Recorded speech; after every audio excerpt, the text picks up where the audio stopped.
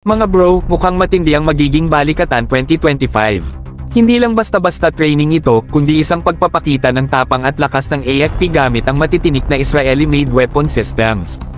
Handa na ang ating tropa na ipakita ang kanilang husay sa larangan ng modernong digmaan gamit ang mga cutting-edge na kagamitan na ito.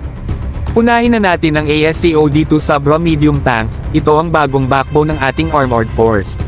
Mabilis, malakas, at may advanced firepower, ang Sabra ay kayang duminahin ang battlefield kahit sa pinaka-rugged na terrain.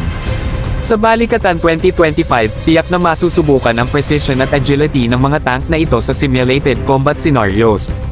Kasunod niyan, huwag nating kalimutan ang Atmos 2155mm self-propelled howitzers. Mga bro, isipin nyo ang firepower na kayang tumaman ng eksakto sa target mula sa malalayong distansya. Ito ang magiging pang-takedown ng AFP sa anumang kalaban na magtatangkang umaban. High mobility, high firepower, at high accuracy, isang perfect na kombinasyon para sa modernong battlefield. At syempre, hindi rin mawawala ang Spider surface-to-air missile system. Ito ang panangga ng ating himpapawid laban sa aerial threats.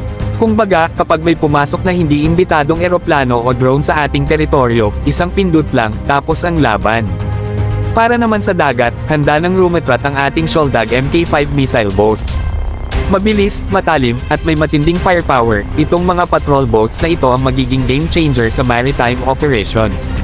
Sa Balikatan 2025, ipapakita natin kung paano ito magiging lethal asset sa ating naval defenses, lalo na pagdating sa littoral warfare.